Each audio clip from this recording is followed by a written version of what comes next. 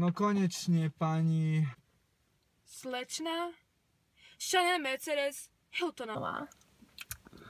No dobre, čo spravíme ako prvé? Ja to viem.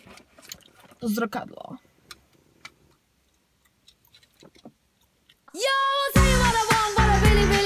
Nie to zrkadlo. To si zapíšem. A pás? A ten pás? Zatiaľ len 60, ale tatínko mi slúbil, že pôjdeme na tú operáciu, aj on, aby sme mohli byť ako dvojičky.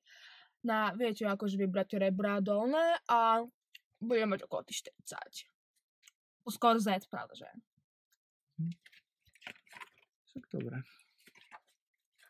Svetlo? Aj. Na tú selfie to asi ujde. Tých 6000 lajkov dám.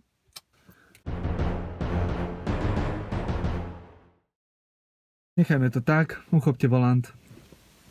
Volant? To kde sme v nejakom barbarskom meste, či čo? Kormidlo.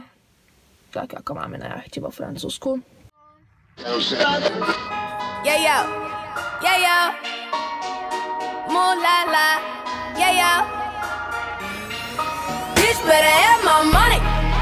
Y'all should know me well enough. Bitch better have my... Títo ľudia, nie, prečo si nezahnajú limuzínu s vodičmi? Ja tu idem s Chikinkom. S Chikinkom tu idem, Chikinko, poď sem, Chikinko. Som na telefóne, ale to je úplne bezpečné, hej? Lebo som mal zapnutý jas, takže ma je vidno, hej? To ako ochranná vesta, hej? Chikinko, poď sem. Chikinko, poď sem.